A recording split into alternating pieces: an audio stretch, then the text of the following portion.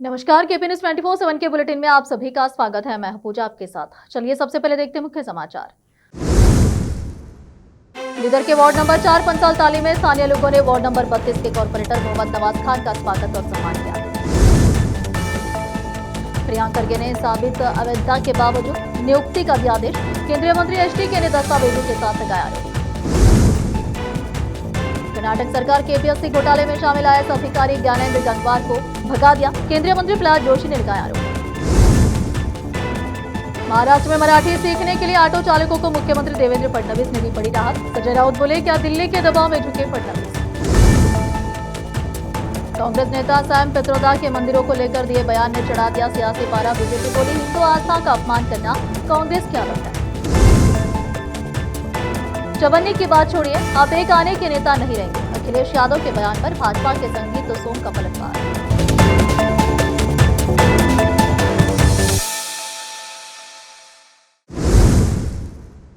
अब समाचार विस्तार से। जश्न ईद मिलाद उन नबी के शुभ अवसर पर शहर बीदर में विभिन्न इलाकों में डेकोरेशन किया गया और रंग बिरंगी लाइटें लगाई गई। उसी तरह बीदर के वार्ड नंबर 4 पंसल तालीम ताम शिकारी गली में भी स्थानीय निवासियों की ओर से ईद मिलाद उन नबी के अवसर पर डेकोरेशन किया गया और गली को खूबसूरत तौर पर सजाया गया था। गुरुवार 27 अगस्त 2026 की रात को बीदर वार्ड नंबर 32 के कॉर्पोरेटर मोहम्मद नवाज खान ने इस इलाके का दौरा किया। इस अवसर पर स्थानीय निवासियों व मोहम्मद नवाज खान के प्रशंसक मोहम्मद आरिफ और स्थानीय लोगों ने मोहम्मद नवाज खान का भव्य स्वागत किया। इस अवसर पर मोहम्मद नवाज खान और अन्य अतिथियों और स्थानीय लोगों का सम्मान किया गया। मोहम्मद नवाज खान ने ईद के अवसर पर की गई सजावट की प्रशंसा की और पैगंबर इस्लाम हजरत मोहम्मद मुस्तफा की मिलाद की खुशी मनाने पर बधाई और शुभकामनाएं दी। इस अवसर पर मोहम्मद आरिफ और स्थानीय लोगों ने कॉर्पोरेटर मोहम्मद नवाज खान के आगमन पर उनका धन्यवाद किया। केपी न्यूज के लिए कैमरामैन पप्पूराज का कवरेज। केंद्रीय मंत्री एचडी कुमारस्वामी ने गृह मंत्री प्रियांक खरगे पर गंभीर आरोप लगाए कि केपीएससी सब कमेटी की रिपोर्ट और गड़बड़ियों पर एफएसएल रिपोर्ट के बावजूद आरडीपीआर असिस्टेंट एग्जीक्यूटिव इंजीनियर भर्ती का ऑर्डर जारी किया गया। पार्टी ऑफिस में इमरजेंसी प्रेस कॉन्फ्रेंस करते हुए उन्होंने कहा कि उन्होंने राज्य के गृह मंत्री को हर दिन बयान देते देखा है। ऐसा लगता है कि ऐसा कोई टॉपिक नहीं है जिस पर वह चर्चा नहीं करते। केपीएससी के घोटाले सामने आते रहते। हालांकि RDPR department assistant executive engineer grade 1 भर्ती प्रोसेस गैर कानूनी साबित हो चुका है। लेकिन प्रियांक खरगे ने शिकायत की है कि जब वह रूरल डेवलपमेंट और पंचायत राज मिनिस्टर थे तो उन्होंने जल्दबाजी में 24 कैंडिडेट्स को भर्ती ऑर्डर जारी किए थे। इस बारे में डॉक्यूमेंट्स जारी करते हुए एचडी कुमारस्वामी ने कहा कि प्रियांक खरगे ने पिछली सिद्धरामैया सरकार में रूरल डेवलपमेंट और पंचायत राज मिनिस्टर थे। 3/9/2022 को केपीएससी ने आरडीपीआर डिपार्टमेंट में असिस्टेंट एग्जीक्यूटिव इंजीनियर ग्रेड 1 की भर्ती के लिए नोटिफिकेशन जारी किया था। इस बारे में 16/6/2023, 2/7/2023 को एक रिटर्न टेस्ट होगा। फिर 15/9/2023, 16/9/2023 को एक पर्सनालिटी टेस्ट होगा। फाइनल सिलेक्शन लिस्ट 31/1/2024 को पब्लिश की जाएगी। उससे पहले एक प्रोविजनल सिलेक्शन लिस्ट पब्लिश की जाएगी। प्रोविजनल लिस्ट 22/9/2023 को पब्लिश की जाएगी। उन्होंने बताया कि इस बारे में पब्लिकली ऑब्जेक्शन फाइल करने के लिए 7 दिन का समय दिया जाएगा। केंद्रीय मंत्री प्रहलाद जोशी ने शुक्रवार को आरोप लगाया कि राज्य में कांग्रेस सरकार स्वयं कर्नाटक लोक सेवा आयोग केपीएससी में अनियमितताओं में शामिल है और कहा कि सरकार ने आईएएस अधिकारी ज्ञानेंद्र कुमार गंगवार को भगा दिया और उन्हें लापता बना दिया। केपीएससी घोटाले में राज्य सरकार स्वयं संलिप्त है। उसका आईएएस अधिकारी जो केपीएससी का परीक्षा नियंत्रक था लापता है और जांच के लिए उपलब्ध नहीं है, जो स्पष्ट रूप से सरकार की भूमिका को दर्शाता है।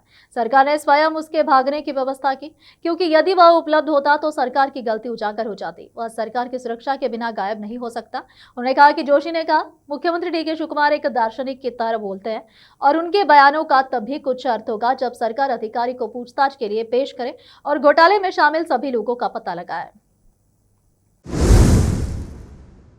मैसूर में दशहरा का माहौल छा गया है, क्योंकि शुक्रवार की सुबह मैसूर पैलेस के जय मार्तांडा गेट पर मैसूर जिला प्रशासन और महल बोर्ड द्वारा 9 दशहरा हाथियों के पहले जाथे का भव्य पारंपरिक स्वागत किया गया। लक्ष्मी और कावेरी के साथ धनंजय, गोपी, श्रीराम, प्रशांत, महेंद्र, श्रीकांत और एकलव्य के साथ चामुंडी पहाड़ी के श्री चामुंडेश्वरी मंदिर की टीम द्वारा पुलिस बैंड और नादस्वर की धुनों के बीच पारंपरिक पूजा के लिए पंक्तिबद्ध थे। वन पारिस्थितिकी और पर्यावरण मंत्री रामलिंगा रेड्डी ने शुभ तुला लगने के दौरान सुबह 10:12 पर हाथियों की पूजा और पुष्पांजलि अर्पित की। मैसूर जिले के प्रभारी मंत्री डॉक्टर एस यतीन्द्र, विधायक GT Devegowda, TS Srivatsa, MLC Mysore DCG Lakshmikant Reddy, Mysore मंडल के क्षेत्रीय आयुक्त नितेश पाटिल, पुलिस आयुक्त सीमा लिटका, मैसूर पैलेस बोर्ड के उप निदेशक टीएस सुब्रमण्य, एमसीसी आयुक्त एम के सविता, श्री चामुंडेश्वरी क्षेत्र विकास प्राधिकरण के सचिव एम जे रूपा और अन्य लोग उनके साथ शामिल हुए।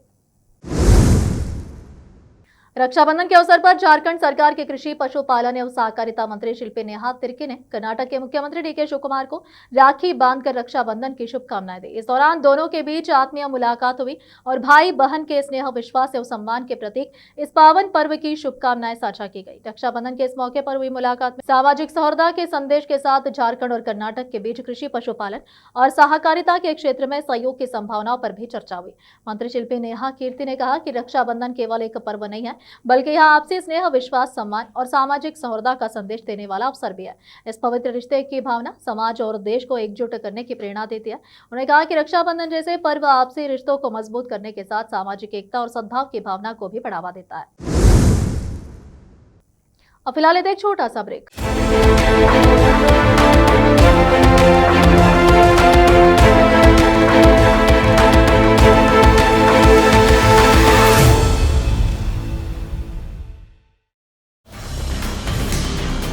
हिंदुस्तान के हर कोने में हम हैं मौजूद।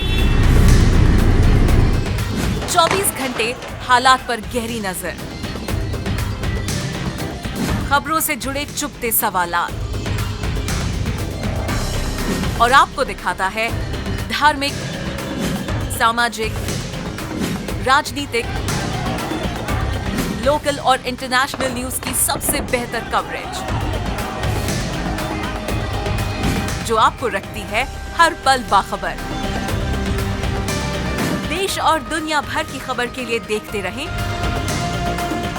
KP news 24/7।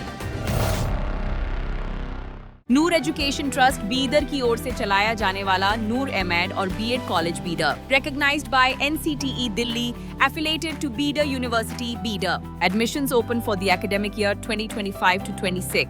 विशेषज्ञ और सक्षम शिक्षकों द्वारा शिक्षा प्राप्त करने के लिए नूर एमएड और बीएड कॉलेज बीदर में दाखिला लें और शांत वातावरण में उच्च स्तरीय शिक्षा प्राप्त करें। बीदर शहर में बेहतर शिक्षा का एकमात्र केंद्र नूर एमएड और BEd college Bidar. For more details contact Noor colony near horticulture centre, Haladgiri के Hyderabad road, Bidar 585403 Karnataka, India. Phone numbers 9945283920, 8050172745।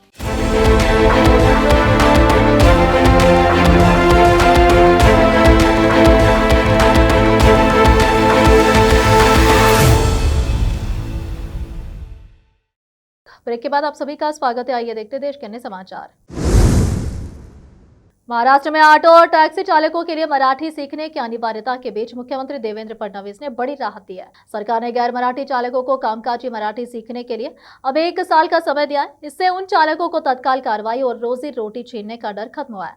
लेकिन फैसले ने महाराष्ट्र की राजनीति को भी गरमा दिया है। शिवसेना यूबीटी नेता संजय राउत ने आरोप लगाया है कि फडणवीस ने यह फैसला दिल्ली के दबाव में लिया।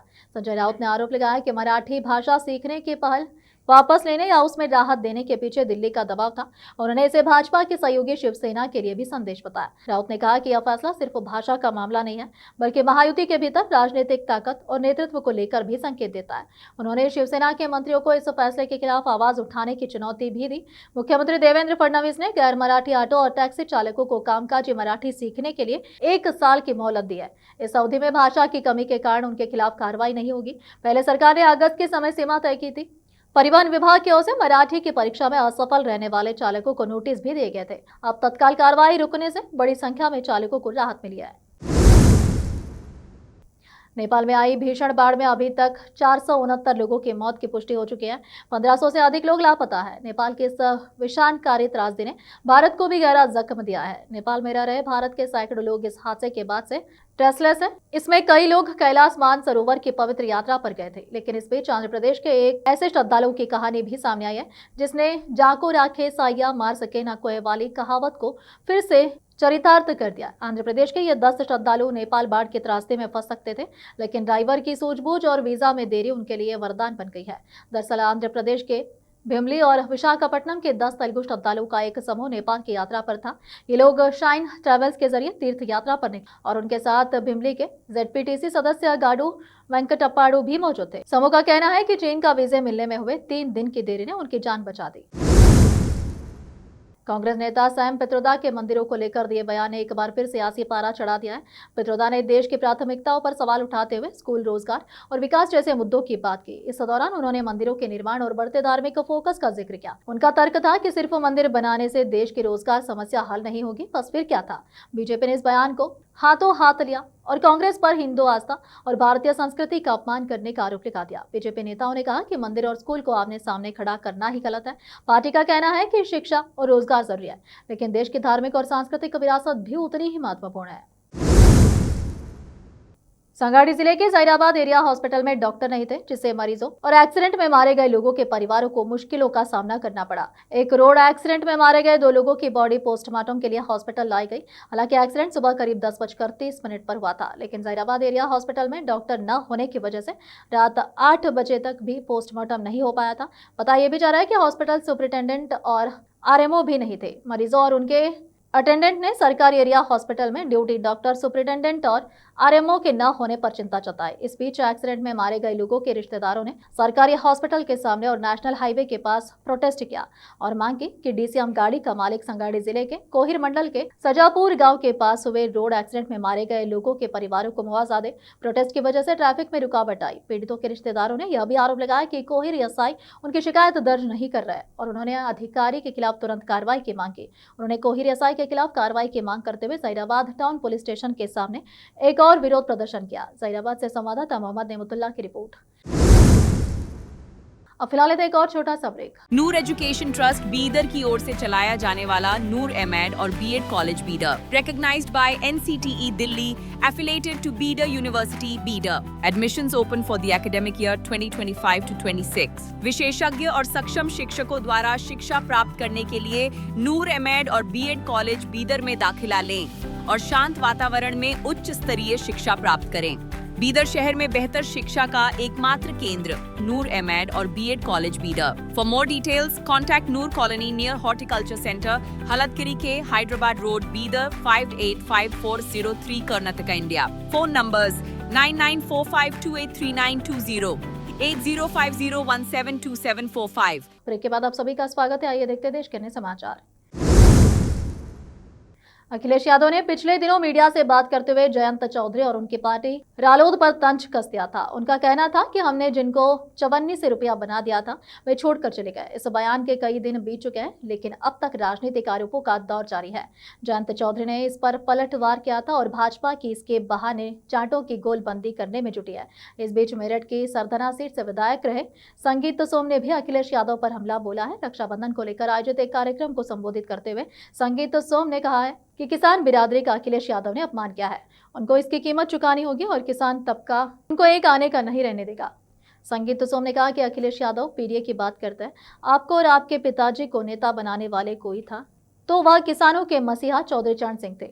आज आप चौधरी चरण सिंह के परिवार को अपमानित कर रहे हैं। उस परिवार को 36 बिरादरी के लोग सम्मान देते हैं। अपने मसीहा चौधरी चरण सिंह को पूछते हैं, आप उस परिवार को चवन्नी बता रहे हैं। आपका कहना है कि हमने चवन्नी को रुपया बनाया। आपने जिनको चवन्नी कहा है वे आपकी कीमत 2027 में एक आने की नहीं छोड़ेंगे। इसके आगे संगीत सोम ने कहा कि आप एक आने के नेता नहीं रहेंगे। अगर आपकी सीटें आई और पश्चिम में खाता खुला तो इसकी वजह यही थी कि जयंत चौधरी जी के साथ आपका गठबंधन था।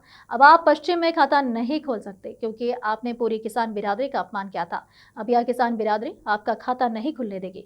अब किसान सुकून नहीं छीनने देना चाहते। सिनेमा के बाद राजनीति में भी ब्लॉकबस्टर एंट्री लेने वाले तमिलनाडु के मुख्यमंत्री सी जोसेफ विजय अपने अलग अंदाज से अक्सर लोगों का ध्यान खींचते हैं। गुरुवार को तमिलनाडु विधानसभा में भी कुछ ऐसा हुआ जो पहले कभी नहीं हुआ था। विजय का यह तलपति स्टाइल तुरंत ही लोगों के ध्यान में आ गया।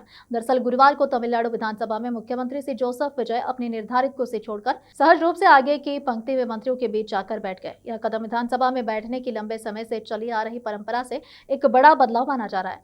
उल्लेखनीय हो कि आमतौर पर मुख्यमंत्री स्पीकर की कुर्सी के पास एक अलग और अपेक्षाकृत बड़ी कुर्सी पर बैठते हैं, जबकि मंत्री वरिष्ठता के क्रम में उनके बगल की अग्रिम पंक्ति में बैठते हैं। सामने की पंक्ति में विपक्ष के नेता और विभिन्न दलों के विधायी दलों के नेता उनकी संख्या बल के आधार पर बैठते हैं, जबकि उनके दलों के अन्य सदस्य पीछे की सीटों पर बैठते हैं। दोपहर के सत्र में विजय अपनी सीएम वाली कुर्सी जो स्पीकर जेसीडी प्रभाकर के दाहिनी ओर स्थित है, जिससे उठकर सहज रूप से मंत्री के सेंगोटाइन जो सदन के नेता भी है और मंत्री यादव अर्जुन के बीच जाकर बैठ गए। यह नजारा विधानसभा की पारंपरिक व्यवस्था से और उसने सभी का ध्यान आकर्षित किया। कहा यह भी जा रहा है कि तमिलनाडु में विजय से पहले किसी भी मुख्यमंत्री ने मंत्रियों के लिए निर्धारित सीट पर बैठने की मिसाल नहीं दी थी। आमतौर पर मंत्री या विधायक अपने सहयोगी से संक्षिप्त बातचीत करने के लिए थोड़ी देर के लिए अपनी सीट बदल लेते, लेकिन संभवतः यह पहली बार है कि किसी मुख्यमंत्री ने अपने आधिकारिक आसन से उठकर सहकर्मियों से चर्चा करने के लिए मंत्रियों की सीट पर जाकर बैठना चुना हो। मुख्यमंत्री दिन में कुछ सरकारी कार्यक्रमों में शामिल हुए थे और बाद में विधानसभा के सत्र में पहुंचे थे।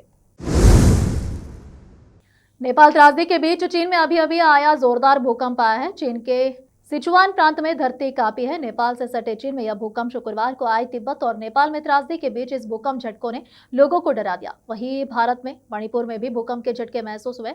चीन में आए भूकंप की तीव्रता रिक्टर स्केल पर 5.1 थी, तो वहीं मणिपुर में 3.6। फिलहाल किसी जान माल के नुकसान की खबर नहीं है। आखिर में फिर एक बार देखते हैं मुख्य समाचार। बीदर के वार्ड नंबर 4 पंचाल ताली में स्थानीय लोगों ने वार्ड नंबर 32 के कॉर्पोरेटर मोहम्मद नवाज खान का स्वागत और सम्मान किया। प्रियंका खरगे ने साबित अवैधता के बावजूद नियुक्ति का दिया आदेश। केंद्रीय मंत्री एचडी ने दस्तावेजों के साथ लगाया आरोप। कर्नाटक सरकार केपीएससी घोटाले में शामिल आईएएस अधिकारी ज्ञानेंद्र गंगवार को भगा दिया। केंद्रीय मंत्री प्रहलाद जोशी ने लगाया आरोप। महाराष्ट्र में मराठी सीखने के लिए ऑटो चालकों को मुख्यमंत्री देवेंद्र फडणवीस ने दी बड़ी राहत। संजय राउत बोले, क्या दिल्ली के दबाव में झुके फडणवीस। कांग्रेस नेता सैम पित्रोदा के मंदिरों को लेकर दिए बयान ने चढ़ा दिया सियासी पारा। बीजेपी बोली, हिंदू आस्था का अपमान करना कांग्रेस की आदत है। चवन्नी की बात छोड़िए, आप एक आने के नेता नहीं रहेंगे। अखिलेश यादव के बयान पर भाजपा के संगीत सोम का पलटवार।